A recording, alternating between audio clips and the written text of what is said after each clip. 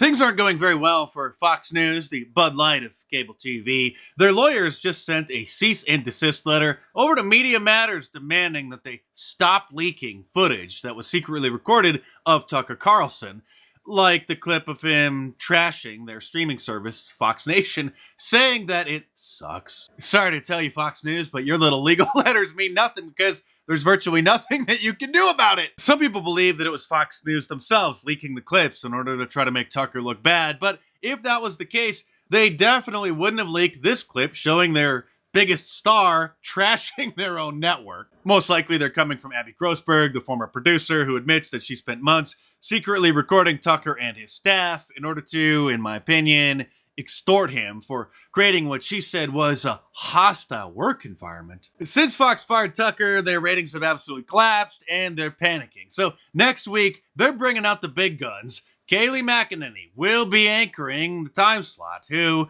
to quote Tucker, is quite yummy. That's not what he said about her. That's one of the clips going around trying to make him look like a sexist. He said that about one of the guests' girlfriends. But obviously, Kayleigh McEnany is quite delicious looking, but I'm still not going to tune in. Get behind me, Satan. Last week, it was Marble Mouth, Warth Jones. The week before that, it was Brian Kilmeade. But now they're bringing out the secret weapon, Kayleigh McEnany, hoping people will return. But that still may not work when she tweeted about it, saying that she was honored to share that she will be hosting Fox News tonight. That's what they're calling it at that time slot, asking people to please join her. Almost every single reply was no. Hard pass, no, I don't care, no more Fox for me, nah. Hope you read the majority of the responses and address them on the show. Here's former Fox News info babe turned YouTuber Megyn Kelly gloating. Overall number, that's everybody who's watching, is down almost 50%. It's down 47% without him. The key advertising demo, which is the number they care about, 25 to 54-year-olds, is down 59% at 8 p.m. 59%. They've lost almost 2/3 of the audience that helps pay their bills.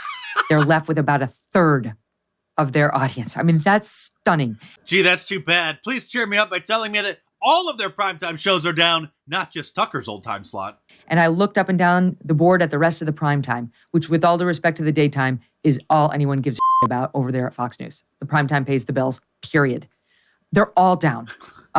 Just did a quick calculation. The 9 p.m. demo, which of course is Hannity, he follows Tucker, is down almost 40%, down 39%. Oh, that's good enough. Hannity is the worst. I reported on this at the time, but I'm going to reiterate it now just to pile on to Fox News and to give those of you a heads up who missed my previous report where I had talked about it. But Fox News' media analyst, Joe Concha, their Brian Stelter, blocked me on Twitter over a year ago. It might be over 2 years ago now, when I called him out for ignoring censorship on social media. He had followed me on Twitter for years, and for years, I would always DM him every time a major personality got suspended or banned from one of the social media platforms, expecting that, Fox's media analyst would actually care, but he never, ever even tweeted about it, never reported about it. He also was, and maybe still is, a writer for The Hill. And so finally, when it just went supernova, I think after Trump got banned from everything, I just started going off on him. And obviously a lot of weak conservatives were afraid to defend the people who are getting suspended on social media for years.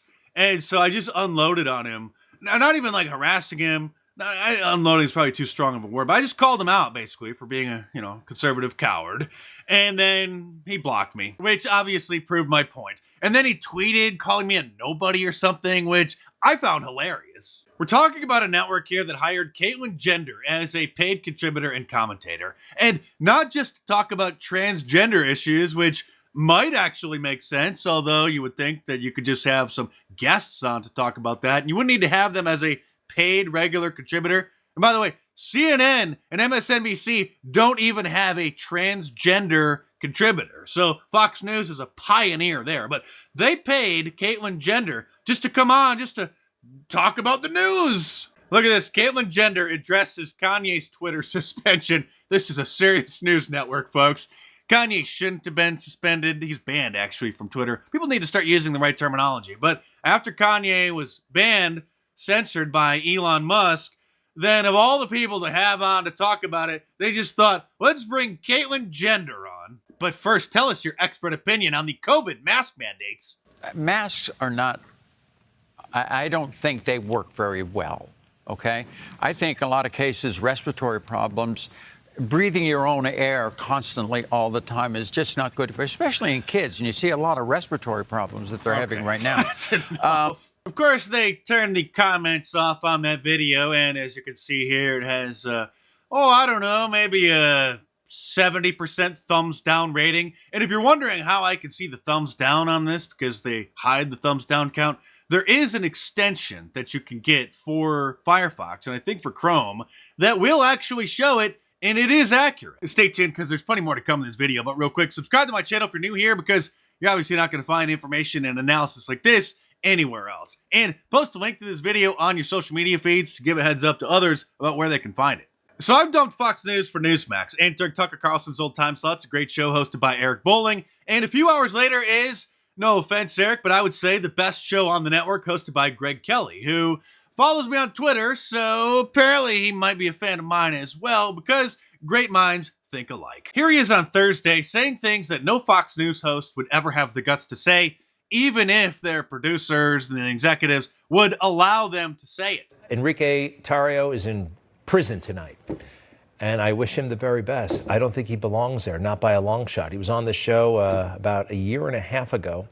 When has a Fox News host ever defended the Proud Boys or given them a platform to give their side of the story?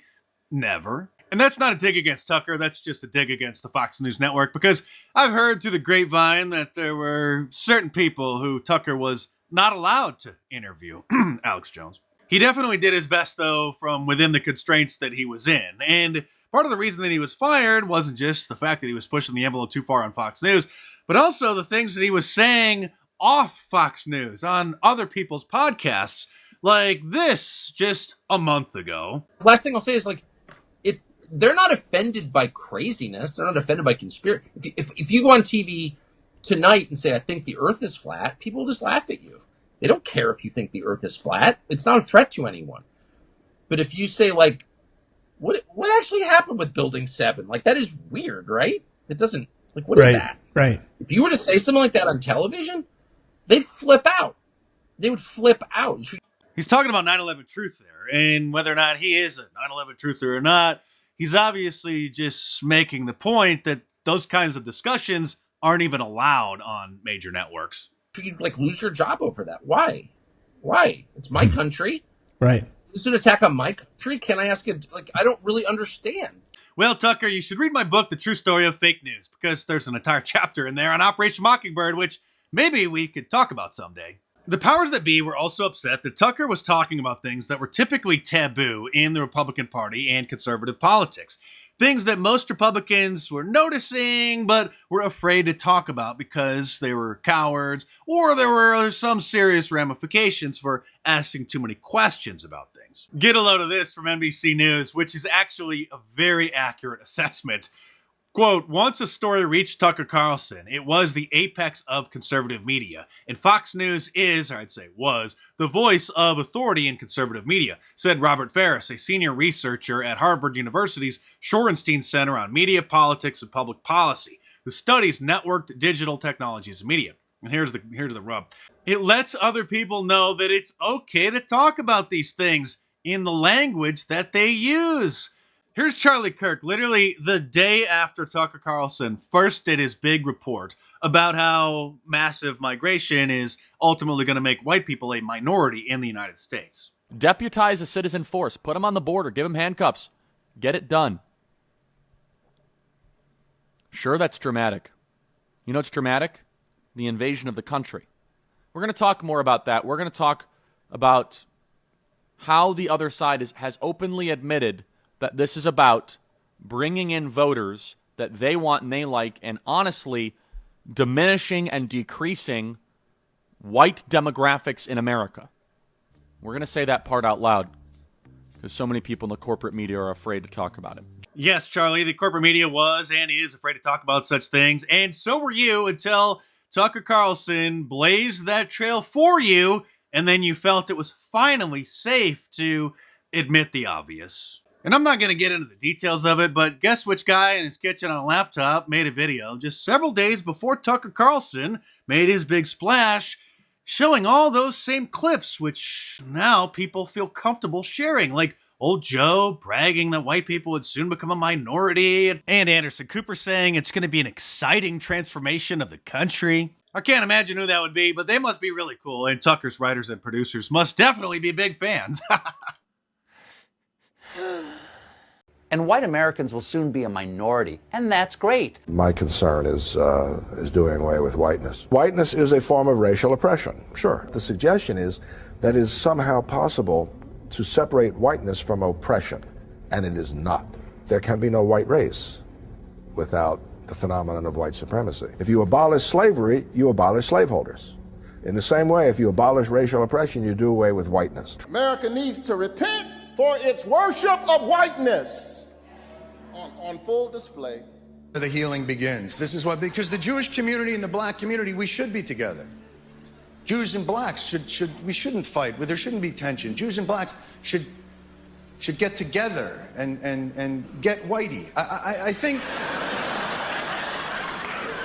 we are going to be a white minority very, very soon. I'm okay with that. To me, change is opportunity. And this country has evolved via change every year of its existence since 1776. There are always going to be people who don't want change. But just look at how much has changed among the things that we thought would never change, from pot to, gay weddings to you name it. The list is long. It takes time. An unrelenting stream of immigration, nonstop. Folks like me who were Caucasian of European descent, for the first time in 2017, will be in an absolute minority in the United States of America. Absolute minority. Fewer than 50% of the people in America from then and on will be white European stock. That's not a bad thing. That's a source of our strength. Whites will not be the majority. I mean, it's an exciting transformation of the country. It's an exciting evolution and progress of our country. And while Tucker Carlson is comfortable asking questions about Building 7 and exposing the truth about January 6th when he was on Fox News, Sean Hannity is interested in some conspiracies as well. Tell us, Sean, what do you think's going on? So are werewolves just a Hollywood creation, or do half-man, half-wolf creatures really exist? Now, tonight, we kick off our Conspiracy Theory Month series, which was a fan favorite during the old Hannity's America show. From aliens to buried treasure, every week for the rest of the month, we're going to tell you about some hair-raising stories. Now, our first takes us to a small town in... Not the Bilderberg Group, Bohemian Grove, Operation Mockingbird, the Skull and Bones Society, or anything like that. No, Sean Hannity's going to get to the bottom of the werewolf conspiracy. I didn't think there was anything dumber than the Bigfoot urban legends because I forgot about the werewolves. By the way, if you're interested in conspiracy facts, then you should order my book, Inside the Illuminati, Evidence, Objectives, and Methods of Operation, in paperback from Amazon.com by clicking the link in the description below. And by the way, what do you think of my new Wanted for President 2024 shirt? Order that from markdice.com or click the link in the description below. It's a cool distressed look so that it looks like an old-fashioned Western wanted poster. So head on over to markdice.com or click the link in the description below and check them out.